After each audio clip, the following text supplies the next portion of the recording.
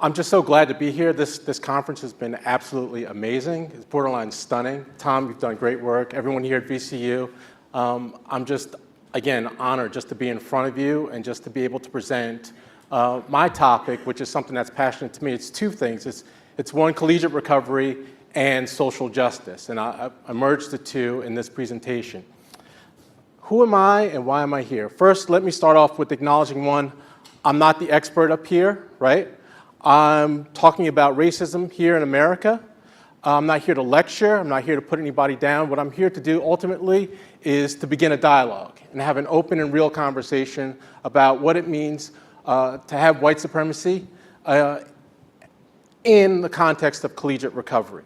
One of the things that people don't think about in terms of collegiate recovery is how it's just really a mirror for society and how our universities are just a mirror as well. Now, I'll say that and kind of segue into my experience. One, I'm a person that's also in long-term recovery. I've been in long-term recovery for almost 18 years now. When I started my journey into active addiction and then moving into recovery, I didn't know collegiate recovery had started. Part of my story was that I was kicked out of university housing for smoking a pot during finals, because that's what you do during finals, is smoke a lot of weed. I was threatened by the housing director who, at that time, she was a black woman, who said, you know, I could call the police on you, but what I'm going to ask you to do, and she formally pressed charges to say, like, I want you to get kicked, I'm going to kick you out of university housing. There was no idea of remediation or restorative justice or for me to get help. So from then on, what that did was that forced me, one, to move out, find other people, to move off campus, not get help, but also continue my use. And my use got greater and greater and greater. And thankfully, I finished college, I graduated college. And now I actually work at the school where I was kicked out of university housing. But had I gotten the help sooner, and had that university staff member been more informed about the services on campus, my life would have been a little bit different. And I'm not saying that my life is not great now. However, my journey into recovery could have started much, much sooner. And I could have gotten the support from the university. Because sadly, as you guys know, drugs and alcohol are really prevalent on campus. Hopefully I'm not telling too many secrets out of school. I also want to acknowledge this, is that no recovery stories are identical. I'm not here to put anybody's recovery story into a box and what recovery looks like. And we've heard it all, I mean, throughout the few days of this conference, what recovery can look like and what it can be like. One of the things that's been going on in my mind is changing maybe the metrics of how we measure health and wellness, as opposed to just saying straight abstinence, you know, this way is the only way or is the gold standard. One that's stigmatizing and it's also limiting to a lot of people. And it also speaks to, one, access to certain levels of treatment and certain types of treatment. And that's one of the things I'm also going to talk about in my, why I'm here, right? A collegiate recovery program. A CRP is a supportive environment within the campus that reinforces the decision to disengage from addictive behavior. It is designed to provide an educational opportunity alongside recovery support to ensure that students do not have to sacrifice one for the other. Now, as you know, collegiate recovery, for a long time, students had to choose either living off campus and staying in recovery, right, or trying to white knuckle it through their recovery while being on campus. Now, I'll talk a little bit about the Rutgers program. The Rutgers program was started in 1983 by my boss, Lisa Laitman. She started this program because there was an incident on campus where a student was actually overdosed on alcohol and had fallen over the railings at a football game. Right then and there, the president at the time recognized something had to be done about the alcohol use on campus and maybe provide supports and services to other students. So from 1983 to 1988, she took it upon herself as the only AOD counselor on campus of about 50,000 students spread between 3 campuses within 90 miles. So there was Newark, New Brunswick, and Camden, and they are very far apart. She took it upon herself to start an alcohol and drug counseling program at the university. Prior to that, there was none. Most cases were referred out, or in fact, there was the idea that there was no students who had alcohol or drug issues. So after working with those students in 1983, over time what happened in 1988, the students kind of had this idea. In a group of 4 students, This program started over 30 years ago with 4 students who had the idea, why don't we get a place on campus for students? And right then it was revolutionary, because no one had thought that it was actually possible for students in recovery to actually live on campus. Because what do we know college campuses for? For parties, for alcohol and drug use. So with that, the concerns and the red flags came up for her. She said, well, where would we have this place? Would it be safe? How would you guys have access? And do we have enough students on campus to kind of keep this thing going? Turns out that they did. And the program grew exponentially. And it started with just 4 students in a group because they had the idea. The fear that they had was the stigma. How would we label the place? And what had happened was that the students just moved into an apartment on campus and it wasn't labeled. But everybody on campus, not everyone on campus, but the people who needed to know knew that this was recovery housing. And it wasn't labeled this was the attic dorm, that this was the dorm where all the people in recovery lived, because it was the fear that, one, students that weren't in recovery or students that didn't understand would come by like on safari missions and just throw stones or just point out, hey, that these are the students that are in recovery from drugs and alcohol. So from there, the program grew. Now we have a new space that's been renovated after moving around from place to place to place, where we can house about 40 students that are in recovery and live on campus. Now, we have about 25 students that are on campus at Rutgers. Now, I say this, and I brag a lot. I'll say that we're the oldest program, and we're probably the best. I know there are no metrics for it. There's nothing that's out there that really says that we're the best, but when I meet people, I tell them we're not only the oldest, but we're the best. And I say that and I really couch it, but I've learned a lot by being there, and it's just great to have so many other schools talk to Lisa and call her and say, how do we do this thing and how do we get it going? And honestly, we're not the best. What I like to call us is a boutique collegiate recovery program. We're not so big and we're not so small. There's schools that have 100 students, and there's some schools that only have 4 students. And we were the first place to have actual housing. Now that may separate us from other collegiate recovery programs. Now that's important because students have a safe place to go back to and live once they venture out into the unsafe waters of the university community. And by being a boutique, we're big enough and we're small enough so that students can click up and get to know other students in a safe way. But if 2 students, God forbid, if there's a chemical setback with their use, or they, for whatever reason they decide to move out, and that's fine, they're not the only student that's left holding the bag. The other part of it is that within that New Brunswick community, that there's a lot of 12-step and mutual aid programs right then and there. So that means we have a lot of alumni who've been around for 30-plus years, so there's no secret. They know how to sponsor and mentor our students because they know what it's like to be in college and then to survive being on a college campus and being a young person in recovery. So it's kind of this thing that keeps growing and growing and growing. We have about 5 meetings on campus. Some of those meetings are NA meetings or AA meetings. There's a couple smart recovery meetings. One of the things that I'll mention it now, but one of the things that I really hope to do, and that's part of the reason why I want this to be about social justice, is to have an open recovery meeting and a people of color meeting on campus. That's one thing that's missing. And that's one thing that's been more and more prevalent for me, is talking to students that are on campus that are in recovery, is that they don't necessarily feel so supported in traditional 12-step meetings, because the experience that other people have in those 12-step meetings doesn't quite match up to the experience that they're having, especially in terms of privilege and maybe sometimes legal consequences, and maybe not just legal consequences, but the feeling of actual oppression that they feel by being on a college campus, which is very, very real. This little slide here is talking about in recovery. And these are all of the different things that factor into recovery, all the institutions that play a role in a person's recovery. Now, people don't think about it, but a person that is in recovery is actively engaged in all of these aspects of life at one given time. We have socioeconomic status, recovery pathway, healthcare, identity, family, education, housing, employment, social capital.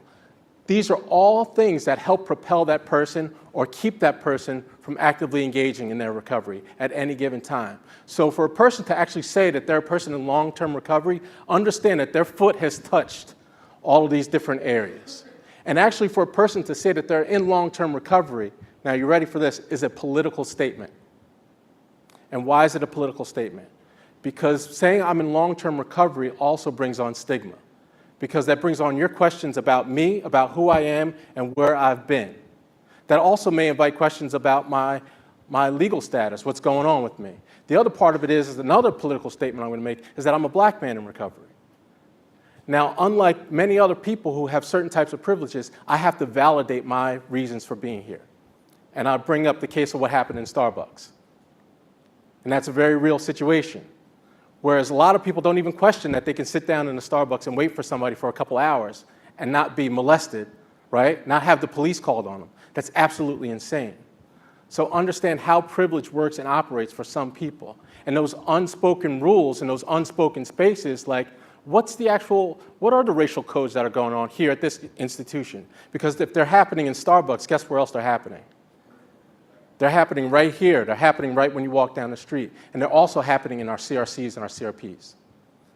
And a lot of those things are left unsaid and unspoken, which is actually pretty dangerous, especially in light of the fact that college recovery programs and the recovery model that Bill W. started was designed to help fight ableism, which was designed to help people who felt less than, who were viewed as less than because of a disability, become involved in society, because those people were stigmatized. If it's not something that's actively worked on and engaged, being anti-racist and anti-discriminatory, what's going to happen is that this system self-perpetuates. Now, what we have here is recovery in college.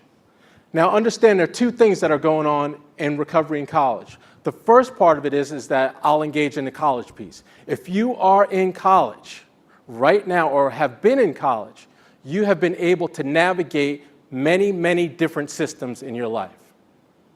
You have been able to engage people to get resources, have social capital, and get an education that allows you to go on and to go to a place where only 7% of the people in the world can get to go, which is college. So right now, you are at the pinnacle of the pinnacle. Now, the same can be said for recovery. Because if you're in recovery on some level, and we've heard the CEOs and we've heard the people talk earlier, you've engaged the healthcare system. In some way, size, shape, form, or fashion, you've been able to engage treatment in some way. An economic system, you have the resources to be able to go into treatment. Education system, we talked about, the criminal justice system, you've been able to navigate, okay? Understand this, to be able to enter in recovery is privilege. Did you hear me? To be able to say that I'm a person in recovery means I have some level of privilege. Because recovery is something that it's something that's taken for granted by a lot of people. Statistics bear it out. What do we hear? Over 60% of people have chemical setbacks within their first year. To be able to re-engage in treatment and re-engage again in recovery speaks to privilege. On some level, you have one of these things working in your favor to be able to bounce back. And just so you know, I hate the word resilience. I'll never use that word.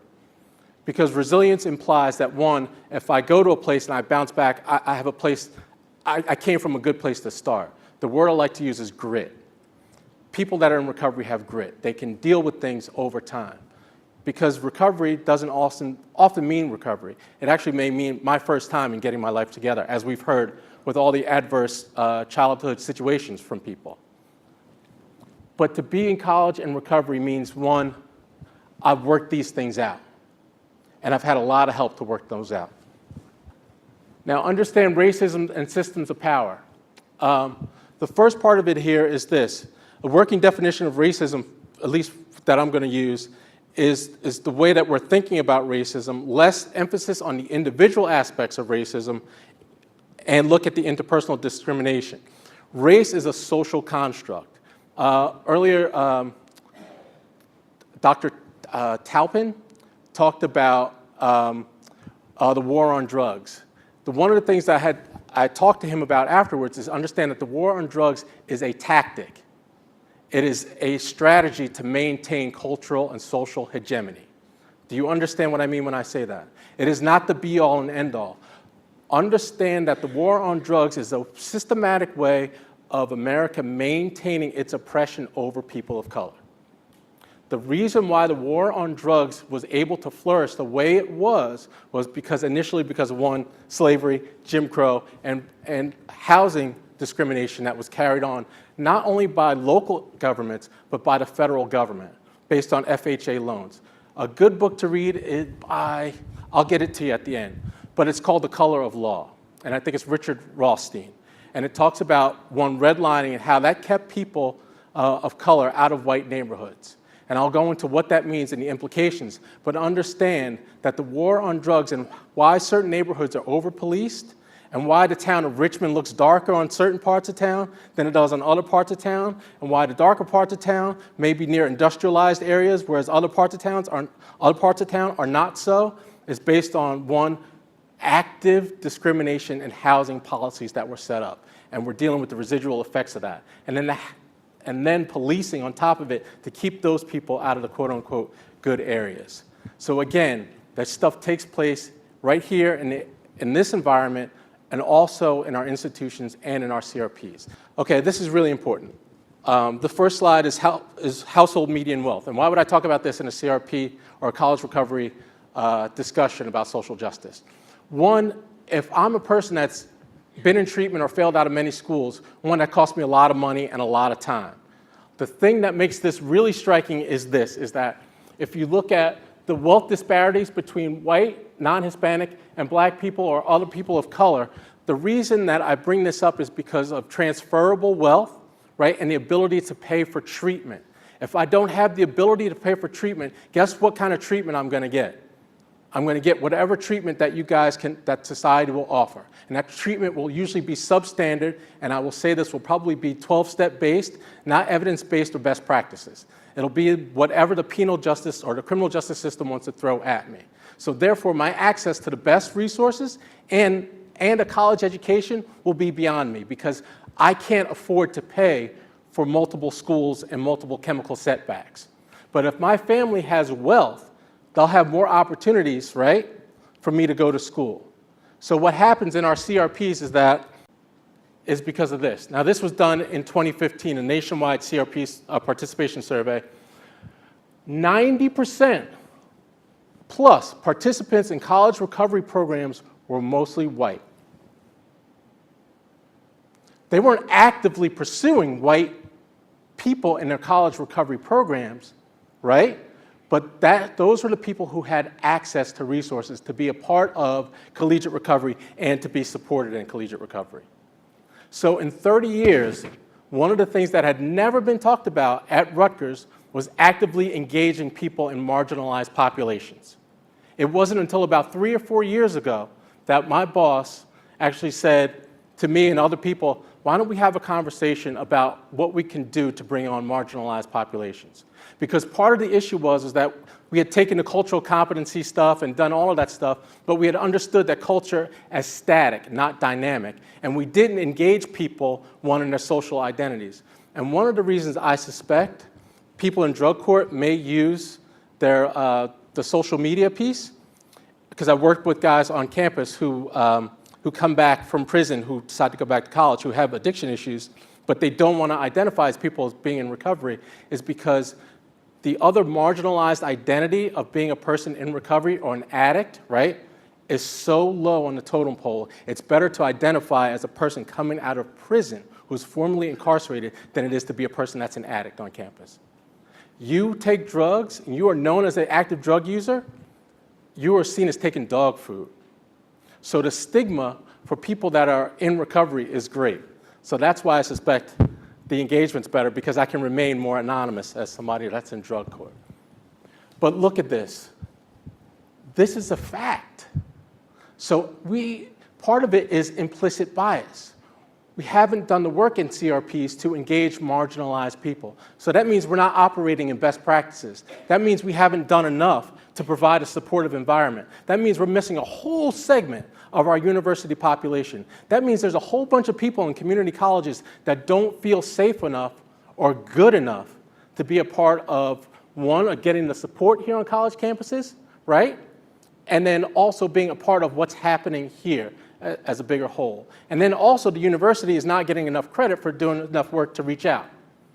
I work at a state school. A friend of mine said, isn't it great that your state school is actually part of a solution? I said, it is great, but we're not doing enough. Because part of what we have to do in terms of reaching out and engaging the other in collegiate recovery programs is actually going out and reaching out. To expect people to walk in just because we have it is really expecting a lot. Especially if I have low recovery capital and the world has just beat me up and I barely dragged myself into college, right? How am I going to be able to find and navigate this space in order to get into a collegiate recovery environment? That's why earlier I was like, oh, it's good that treatment is great, but for the family to navigate, to do one more thing, if you know the struggles of people in early recovery, you understand that one, housing is a huge thing, navigating systems is huge, transportation is huge, and if I'm working on limited recovery and social capital, to be able to engage, you're setting me up for failure. And you want me to succeed in a college environment. And then you present a whole bunch of people that don't look like me, I'm going to be more isolated and I'm going to withdraw. And the great thing about collegiate recovery is this, is that our collegiate recovery environment, I'll tell you at Rutgers, there's a 96% abstention rate for students. The GPAs are higher. The students have like a 3.2 GPA overall. One, they're actively engaged in their recoveries. Two, they do activities. They bond in ways that they didn't expect before. One of the things that also makes me sad, though, is that when I talk to students, especially students of color, they're just like, yeah, I don't know if I can live in the house. They're just like, I'm like, well, why? Because I'm a person of color. Just like, it's pretty white.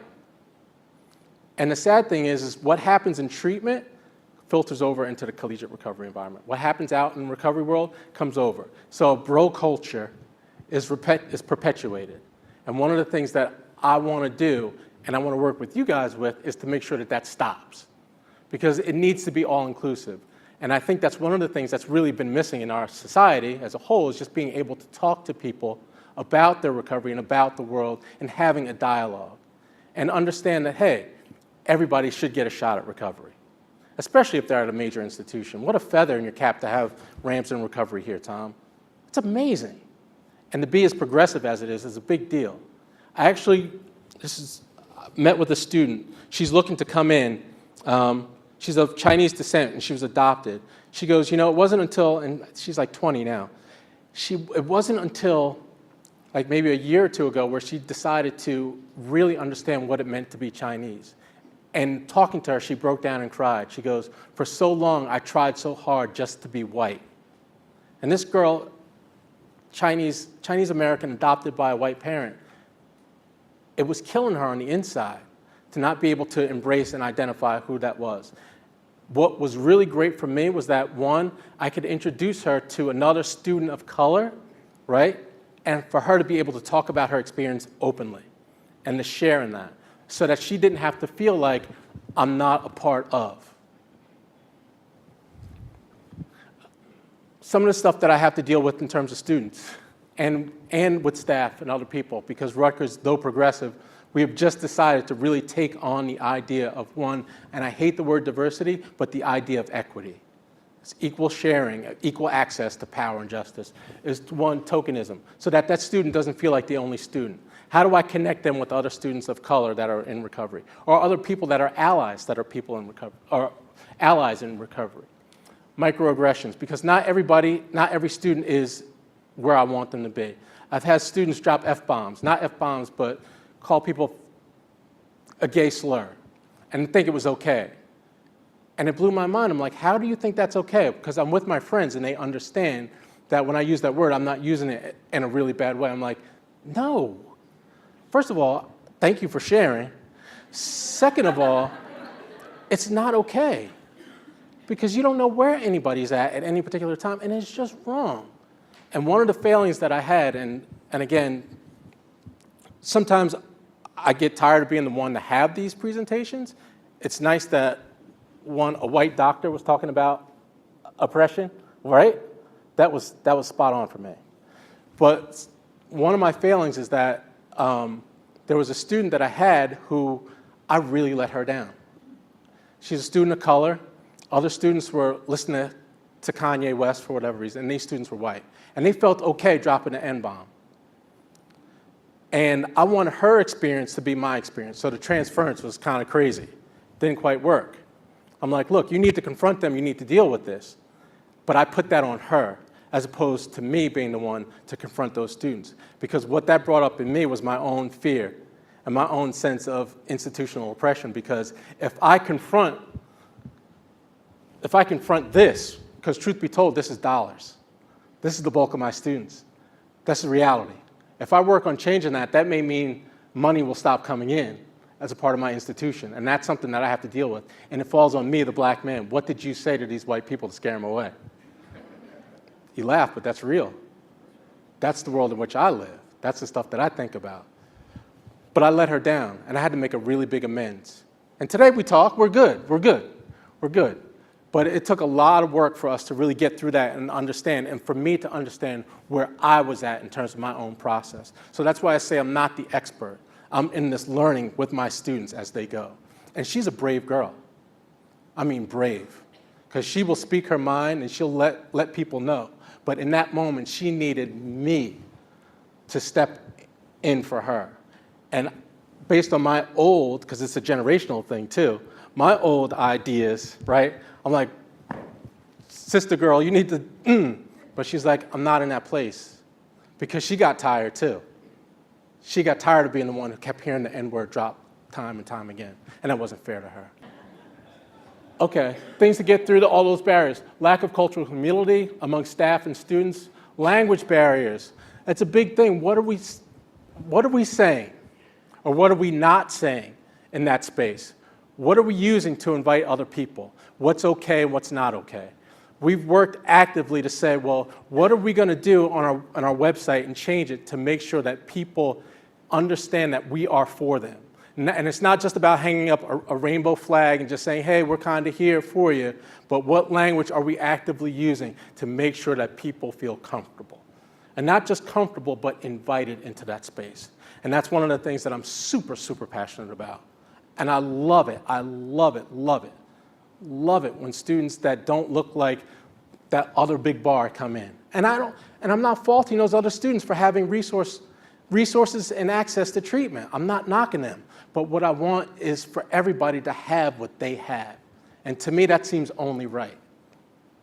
But understand this, is that when on campus, our goal here is to move from awareness to action and into reflective evaluation, but we've got to move through these steps. Lots of times we just want to get the awareness and then jump into action and then just take off from there. But understand it's a process that we have to move through. And honestly have a system in place for us to really talk about these really hard, thorny issues. Like, and I'll say this and I'll sit down. The one-day training that's going to take place on May 29th at Starbucks is a joke. It's not enough. In the same vein, our CEUs on cultural competency, once a year, once every couple of years, is not enough. This has to be an active part of what we do because race is intertwined in every conversation and every dollar that flows in and out of the United States. Test me on it. Test me on it. Tell me where you spend your money, and I can tell you how tied to oppression you are. That's all I got for you today. Thank you.